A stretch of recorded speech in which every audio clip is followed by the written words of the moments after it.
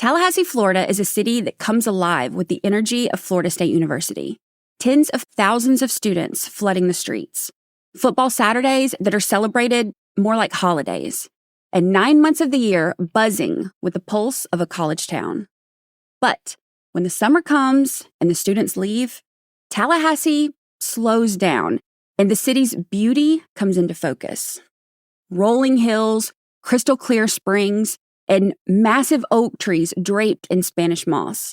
The kind of small-town southern charm that feels comforting, safe, even idyllic.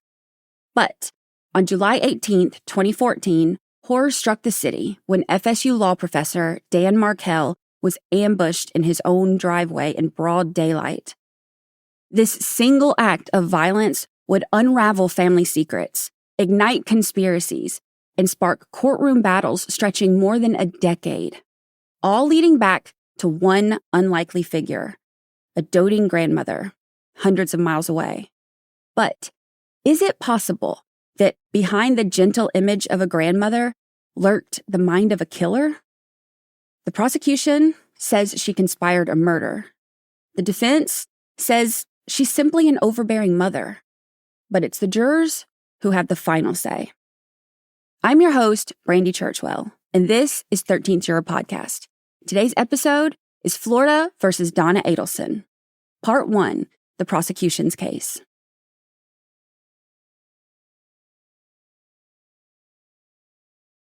Dan Markell grew up in Toronto in a close-knit Jewish family where faith, education, and community were at the center of daily life. From childhood, Dan was full of energy, always exploring and asking questions.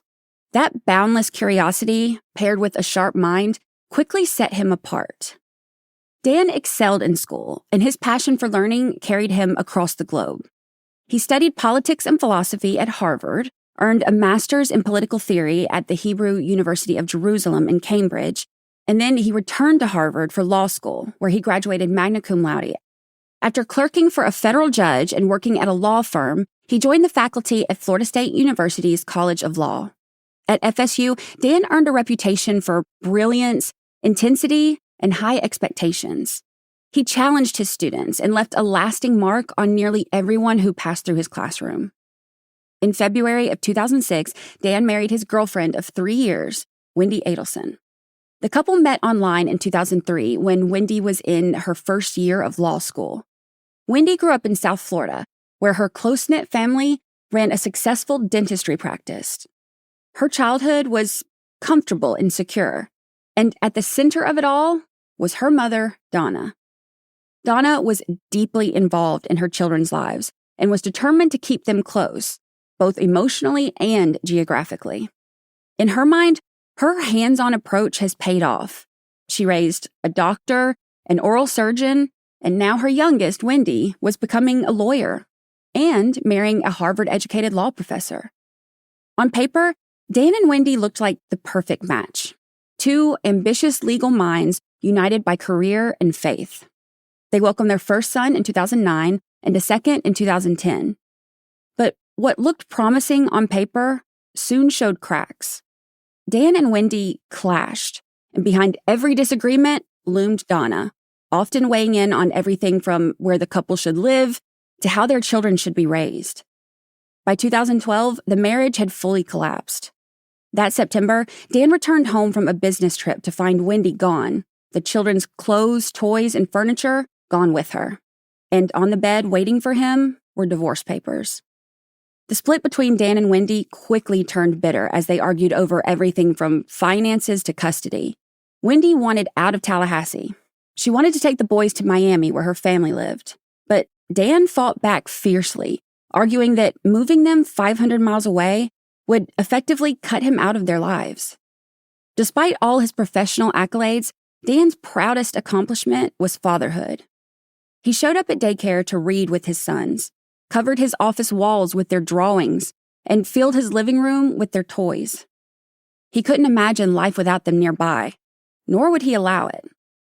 For Donna, however, Wendy's relocation was non-negotiable, just a problem to be solved, and in trying to solve it, she would expose just how deep her influence ran. Donna threw herself into her daughter's divorce, editing filings, drafting strategies, and even suggesting ways to pressure Dan into doing what they wanted. Even her own attorneys would later admit she was inserting herself too often. But the question that would come to define this case is this: how far was Donna Adelson willing to go to get what she wanted? By July of 2014, the divorce was final, but litigation over finances and custody dragged on.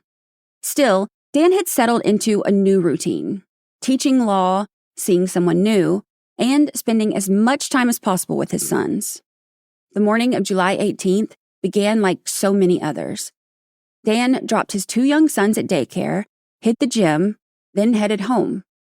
But what Dan didn't know was that as he drove through those quiet streets, he was being followed.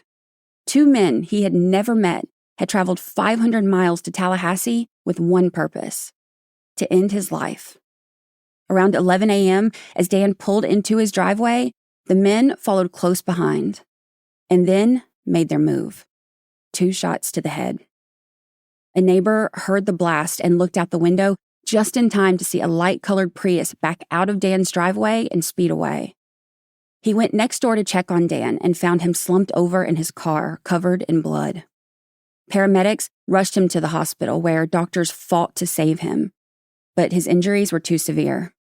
Dan Markell died at the age of 41. A brilliant scholar, a devoted father, executed in broad daylight. From the start, investigators knew this wasn't random. Nothing had been stolen. Dan's wallet was still in his car, cash inside. No fingerprints, no DNA, no shell casings. This wasn't a robbery gone wrong. It was an ambush, a professional hit. But why would someone be hunting a law professor? Detectives began with the neighbor's tip, the light-colored Prius, fleeing Dan's driveway. They pulled surveillance videos from around town, and there it was, a Prius matching that description, following Dan as he went to and from the gym and into Dan's neighborhood just before the shooting. Then came the break. Video footage from 2 city buses showed a SunPass transponder in the windshield of the Prius. For Tallahassee detectives, this was a bright red flag. SunPass is Florida's toll system, but toll roads are mostly in Central and South Florida, which signaled to detectives that maybe this car wasn't local. They combed through Department of Transportation and SunPass records and found precisely what they were looking for: a Prius that had conveniently left Miami the day before the murder, returned after, and was linked to a rental car company in North Miami. From there, the trail led straight to 2 names: Sigfredo Garcia and Luis Rivera, childhood friends from Miami, both with long criminal histories. Investigators pulled phone records and GPS data that verified their trip to Tallahassee, and with that, they knew they had their guys. But the question that remained was, why? What was their connection to an FSU law professor hundreds of miles away? As detectives dug a little deeper, they found their answer. Investigators discovered a curious network of people linking Garcia and Rivera to the Adelson family. As it turns out, Sigfredo Garcia's ex-girlfriend, Katie McBanawa, was currently dating Wendy's older brother, Charlie. With that discovery, the investigation suddenly shifted into the orbit of the Adelson family. But was this the missing link, or just coincidence? For years, the answer to that question would hang in the air as trials for Dan's killers went forward, and the Adelsons remained untouched. Luis Rivera, the getaway driver, cut a deal, telling investigators and jurors how it all unfolded. 2 different trips from Miami to Tallahassee in a rental car, a slip of paper with Dan's photo and license plate number, Sigfredo Garcia pulling the trigger in Dan's garage. And afterward, cash delivered through Katie McBanawa, divided up as payment for murder. Luis's testimony sealed the fate of his co-conspirators. Sigfredo Garcia was found guilty in 2019. Katie's first trial ended in a hung jury, but in 2022, she was retried and also convicted for Dan's murder. They were both sentenced to life without parole. For a moment, it looked like the story might end there. But there's a twist. In April 2022, just weeks before Katie's retrial, came an announcement that changed everything. Charlie Adelson had been arrested. Suddenly, the case shifted. And by the time Charlie went to trial in 2023, the state had a new weapon in their case against Charlie: Katie McBanawa herself. After years of denial, Katie finally admitted her role, which directly implicated Charlie. She told jurors that after Dan's murder, Charlie is the one who paid her the cash, which she then split with Sigfredo and Lewis. Her testimony matched what Lewis had told investigators, but it carried a weight that Lewis's never could. She wasn't just a co-conspirator. She was Charlie's girlfriend, the missing link that tied the Adelsons straight to the hitmen. It only took 3 hours for a jury to find Charlie guilty. And, like Katie and Sigfredo, he was sentenced to life without parole. And all of that is where our story begins. Just 1 week after Charlie's conviction, the FBI made a 5th arrest. The woman prosecutors say was the mastermind behind it all: 73-year-old Donna Adelson. Everyone from defense to prosecution agrees on the bookends of this story. On one end, Donna's hand in her daughter's divorce was unmistakable. Her constant pressure, endless emails, and refusal to let go were evident. On the other, 2 hitmen from Miami ambushed Dan Markell in his driveway, then collected money for his murder, funneled through Katie McBanawa by Charlie Adelson. The real question lies in the space between. What happened in the months after Dan fought back against the relocation and before those shots were fired? According to prosecutors, Donna's role during that time went far beyond the works of a controlling mother. They say she wasn't just involved. She was the driving force, the mastermind, the one who turned a family feud into a murder plot. Now, more than a decade after Dan's murder, the matriarch at the center of it all would finally stand trial. The end of this tragic story would be decided by 12 strangers inside a Leon County courtroom. Their task? To decide whether Donna Adelson was merely connected or deeply complicit. Based on the testimony and evidence they presented, this is the prosecution's version of the story. On August 22, 2025, Assistant State Attorney Sarah Catherine Dugan rose to deliver the prosecution's opening statements. She told the jury, this was an execution, a professional hit carried out by 2 men from Miami. But behind it all was the woman sitting right there at the defense table, Donna Adelson. According to prosecutors, Donna wasn't just a worried mother or doting grandmother. She was the relentless driving force behind her daughter's bitter divorce. Her anger toward Dan Markell had simmered for years, spilling out in emails, in legal filings, and in plan after plan to get her grandsons out of Tallahassee. Dugan told jurors that after every effort failed, Donna turned to the one person she believed could make it happen: her son, Charlie. Together, they set in motion a plan to make sure Dan Markell was removed from their lives forever. However, Dugan couldn't just claim Donna was the mastermind behind Dan Markell's murder without showing the jury she had the evidence to prove it. There was no single smoking gun in this case. So instead, the state built its case piece by piece using emails, phone calls, and receipts of carefully laid plans, which they argued pointed straight back to Donna Adelson. And it all began with motive. In December of 2012, Wendy was preparing to file the petition for relocation, asking the court for permission to move with the boys to Miami.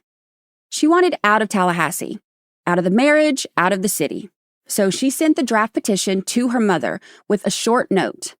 Here it is, let's edit. Donna was more than willing to help. She wasn't just supportive of the move, she was invested in it. She had grown to despise Dan. She didn't like his strict religious practices or the way he insisted on raising the boys with them. She mocked him behind his back, calling him gibbers, which prosecutors argued was an anti-Semitic remark. Donna told Wendy she was smart to get rid of Dan. After all, he was holding her back.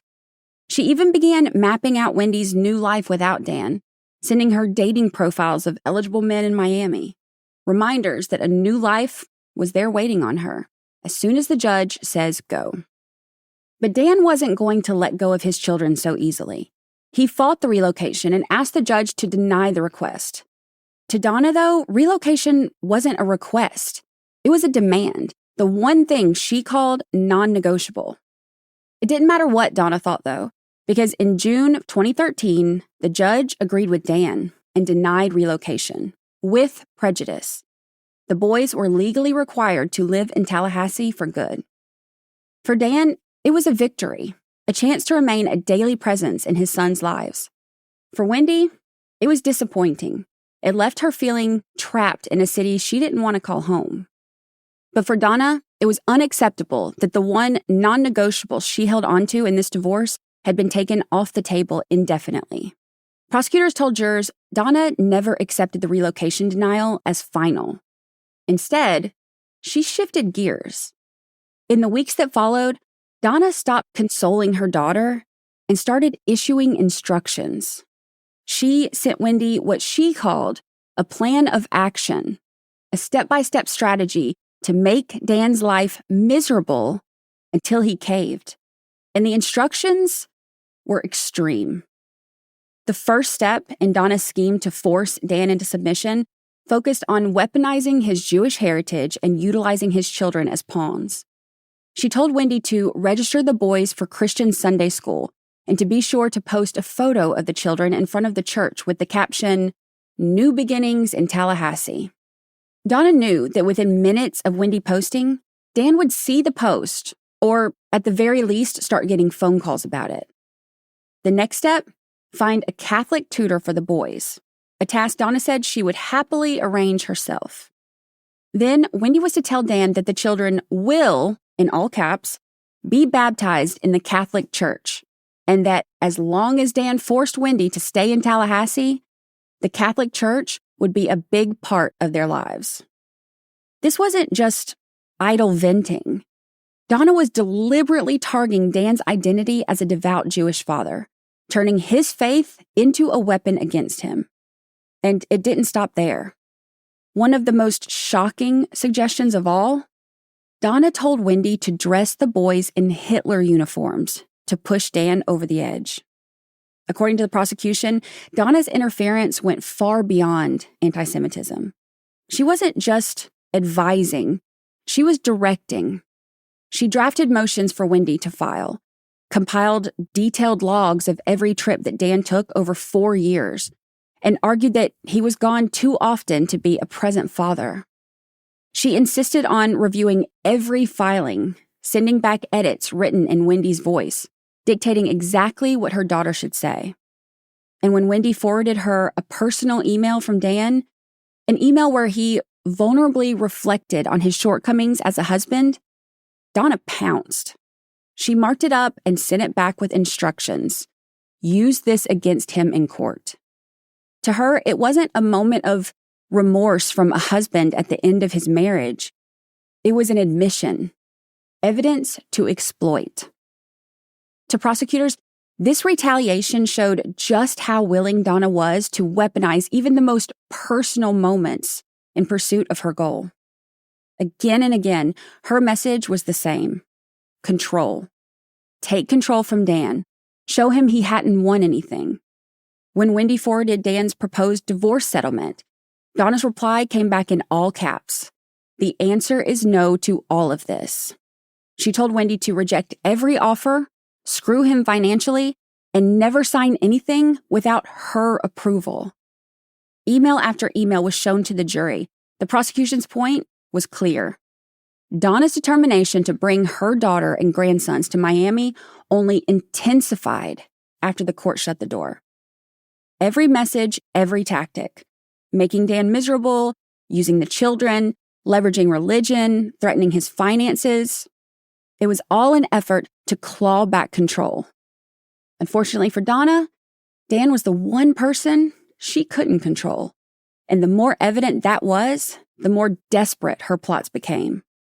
She even floated the idea of a $1 million bribe if Dan would just agree to let Wendy move south. Wendy and her children's relocation became Donna's mission, and she was going to do whatever it took to get her way. The only obstacle preventing her from winning was Dan Markel.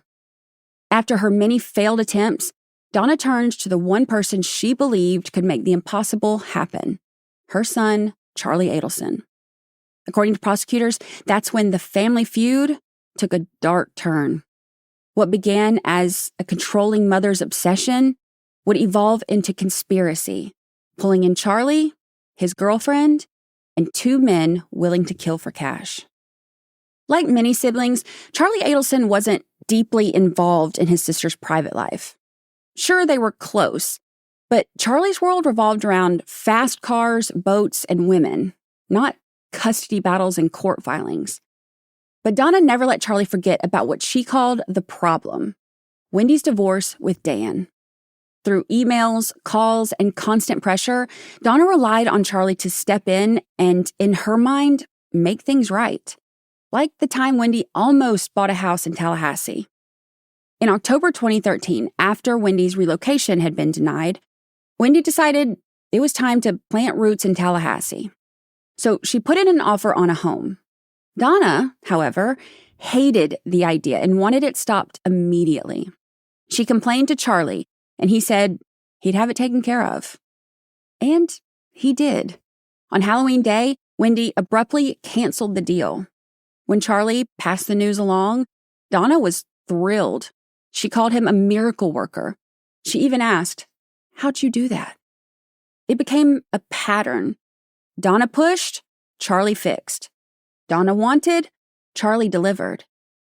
But the problem of Dan Markel was bigger than a house in Tallahassee. And this, prosecutors argued, was when Charlie's role as the fixer took a turn for the worse.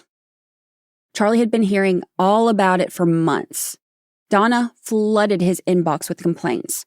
How the custody battle was tearing Wendy apart. How the stress was raising her husband Harvey's blood pressure. And how constant trips to Tallahassee were draining the family's business. In Donna's eyes, their entire family was suffering because of one man, Dan Markel. And she needed this problem fixed. Permanently. Charlie knew what needed to be done. But he was a smart guy, so he surely wasn't going to get his own hands dirty. If this plan was going to move forward, he needed someone else to make the connection. And he knew exactly who to ask. Enter Katie McBanawa. Katie was Charlie's girlfriend at the time, but she was also still tied to her ex, Sigfredo Garcia, the father of her 2 kids. Katie had mentioned Sigfredo's long and violent rap sheet to Charlie before. And for Charlie, that detail sparked an idea. On Halloween night, he and Katie were at a party when he decided to ask her the question that would change everything. Do you know anyone who could hurt somebody? Katie knew exactly what he meant. That one whispered question was the spark that prosecutors say ignited the conspiracy. They both knew what needed to happen. It was just a matter of when. For Donna, it couldn't come soon enough. Dan Markel continued to be a thorn in her side, dragging them back into court again and again. He filed a motion for sanctions against Wendy, accusing her of hiding assets. He filed another to block Donna from unsupervised visits after the boys told him, "Grandma says you're stupid and Grandma hates you." Every new filing meant another round of texts and emails to Charlie. Donna complained about Wendy's legal fees, about Dan showing up at a soccer game on Wendy's custody day, even about how she couldn't get a protective order against Dan for Wendy because there had been no threats and no abuse. Through it all, she and Charlie painted Wendy as the victim, fragile, stressed, and in need of protection. By March of 2014, plans were being made. Katie brought in her ex, Sigfredo Garcia, who in turn brought in his childhood friend, Luis Rivera. From there, the roles fell into place. Charlie would deliver the money. Katie would serve as the go-between. Sigfredo would pull the trigger, and Luis would drive the car. It was no longer just theory. Now, it was a plan. One Charlie and Donna began discussing in code. In early March 2014, Donna and Harvey were driving back from Tallahassee when she texted Charlie. She told him she couldn't talk at the moment, but when they stopped, she'd duck into a bathroom so she could talk to him in private. She said to pick up when she calls because she'll have very limited time alone. And at the end, she wrote, "Erase this text after you read it." 20 minutes later, another message followed. She'd be calling in a few minutes to talk about Dad's birthday gift. She said she had some good ideas, followed by a winky face emoji. In that second message, though, there was no instruction to delete. So why the secrecy? Why would Donna need to duck into a bathroom to talk about a gift when Harvey's birthday was still 4 months away? Why tell Charlie to delete the first message, the one about needing privacy, and then send another mentioning a birthday gift? Both Wendy and her brother, Rob, confirmed on the stand that Harvey never received a birthday gift that year. In fact, Rob recalled Donna saying Harvey didn't even want one, that being at the party was gift enough. To the state, the meaning was clear. Harvey's birthday gift wasn't about a gift at all. It was code for the hit on Dan Markel. With the plan in motion, prosecutors say Donna started preparing for Wendy's relocation by quietly purchasing a condo in Miami. On the paperwork, Donna and Harvey listed Wendy, who was still bound to Tallahassee, as a resident. It was a ready-made landing spot, waiting for Wendy and the boys the moment the obstacle of Dan was out of the way. Then it seemed like Donna began erasing Dan from the children's lives. On the Evite to Harvey's birthday party, she listed their last name as Adelson instead of Markel, as if he were already gone. And as the Adelsons made their preparations, people around Wendy began noticing strange behavior. Her new boyfriend, Jeff Lacasse, told jurors that the family seemed consumed by their anger toward Dan. He remembered Charlie joking about hiring a hitman as a divorce present for Wendy, but laughed that a TV was cheaper. Charlie bragged about knowing people on both sides of the tracks, including the criminal world. But at the time, Jeff brushed it off as bravado. Soon after, the talk of a hitman came up again, this time not as a joke. Jeff testified that just before Dan's murder, Wendy told him relocation could only happen if something happened to Danny. Then she said Charlie had looked into all options to take care of the Dan problem, including a hitman, and even mentioned a price, $15,000. Despite Wendy's odd behavior in those weeks, Jeff still didn't believe the hit was legit. One night in early June, he said Wendy was a nervous, anxious wreck. What Jeff didn't know then was that the same night he noticed Wendy's odd behavior, Donna had received word that the hitmen from Miami had rented a car and were on their way to Tallahassee. Looking back, Jeff would wonder if that was the real reason behind Wendy's panic, because she already knew what was in motion. The next morning, on June 5th, the hitmen promptly located Dan's house. However, according to Luis Rivera's testimony, when they found Dan, he had the boys with him. They weren't going to kill him in front of his kids, so they pulled back. They tailed him for a while, lost him, and eventually gave up. By June 6th, they were back in Miami, and their first attempt to murder Dan Markel was a failure. The very next day, Charlie texted his mother, "Still working on Dad's B-Day present." Donna said she knew it was a tough one, but she reassured Charlie, saying, "I know you'll come through." For prosecutors, it was the clearest signal yet.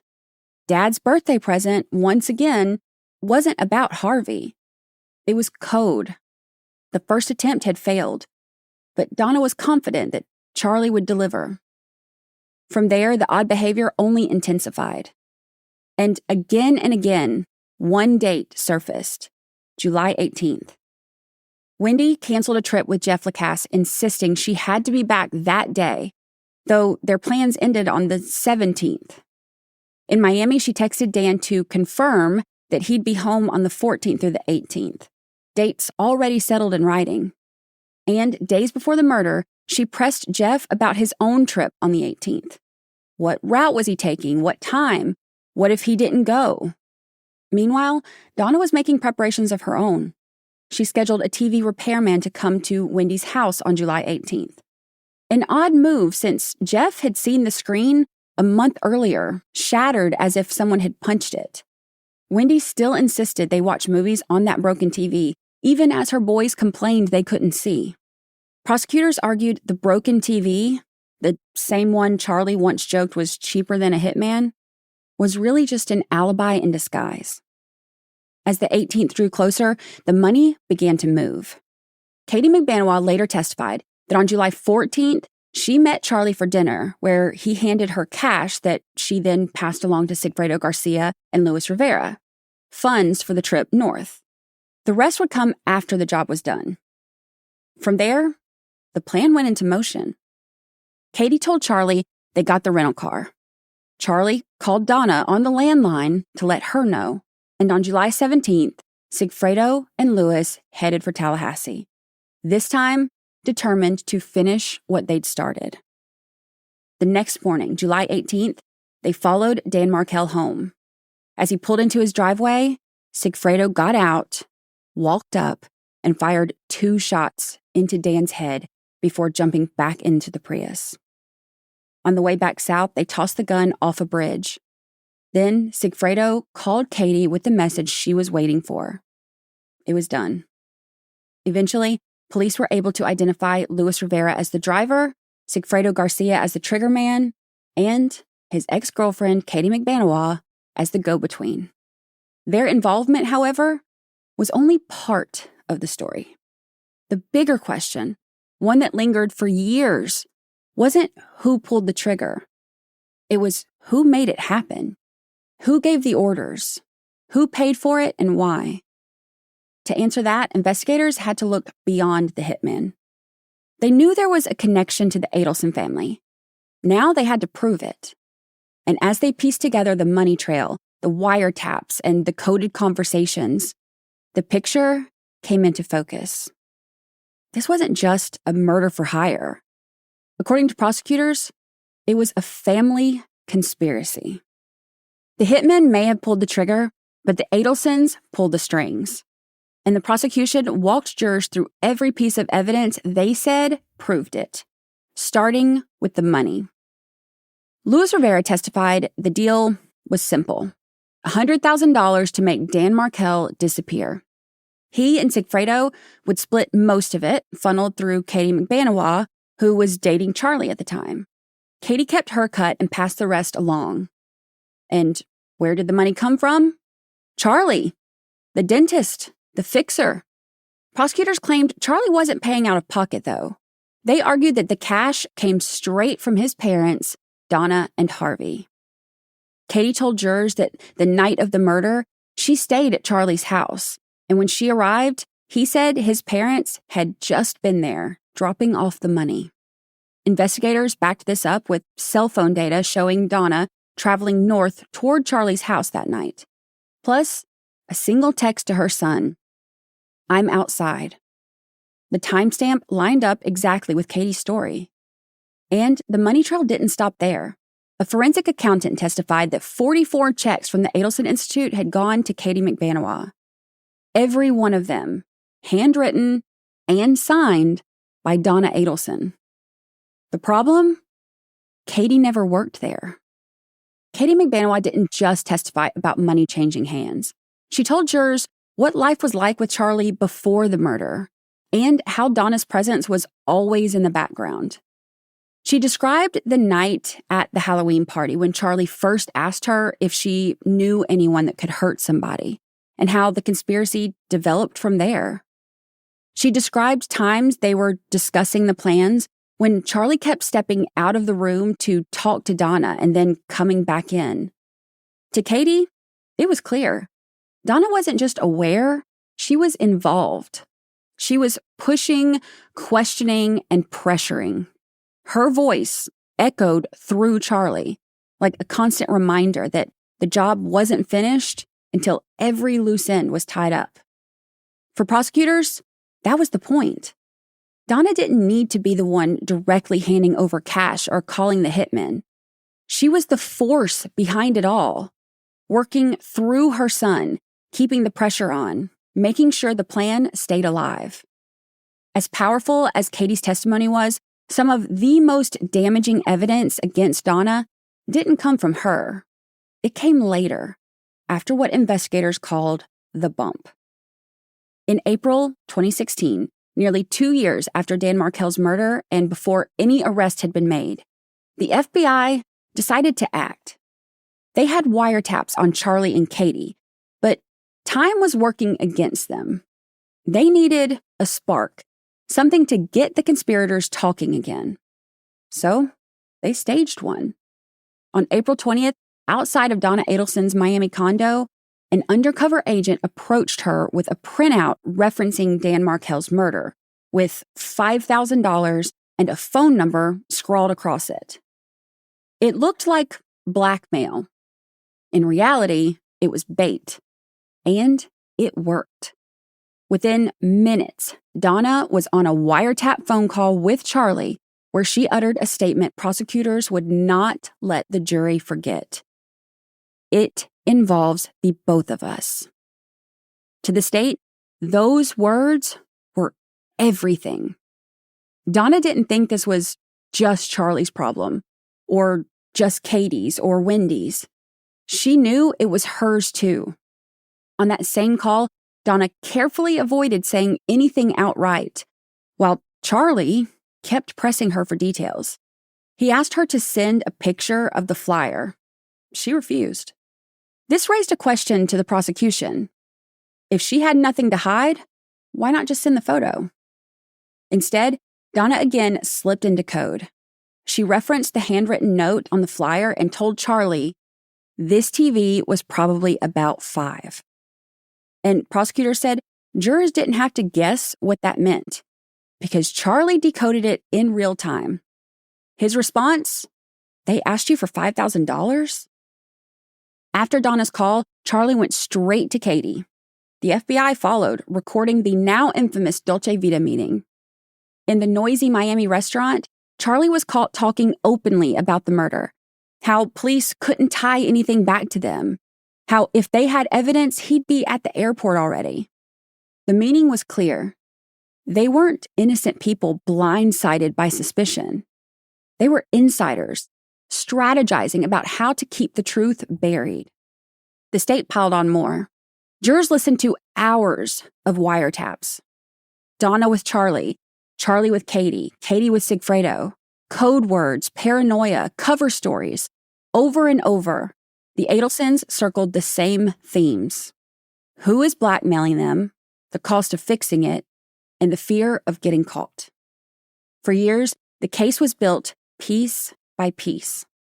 The Dolce Vita recording was almost too garbled to use because of how loud it was in the restaurant, until 2022 audio experts enhanced it, giving prosecutors what they needed to finally bring Charlie down. Charlie went on trial in October 2023, 9 years after first approaching Katie with that fateful Halloween question. Do you know anyone who can hurt somebody? A jury convicted him in about 3 hours. Life in prison, no parole. And the very next day, Donna panicked. She picked up her phone and sent a text to Wendy saying, "You know I'm next, but I'm not going to let that happen." Then she texted her friend Anne to come over, but refused to explain why. And then she took a call from her newly imprisoned son, Charlie. Unbeknownst to Donna, Charlie's connection dropped, but the recorder kept rolling. Jurors heard Donna's voice complaining about Wendy, worrying over getting things in order, even admitting she had thought of hurting herself. But then she said something else. Donna talked about passports, travel, and how she had Googled non-extradition countries. Her own voice was telling jurors what she had in mind. Donna was planning on fleeing the country. She said she might get stopped at the airport, but it's worth a try. And less than a week later, she did try. On November 13th, 2023, 1 week after Charlie's conviction, Donna and Harvey arrived at Miami International Airport with one-way tickets to Vietnam. She had luggage, she had a ticket, and she had no return flight booked. At the gate, federal agents closed in. After almost a decade, Donna Adelson was arrested and charged with the murder of Dan Markel.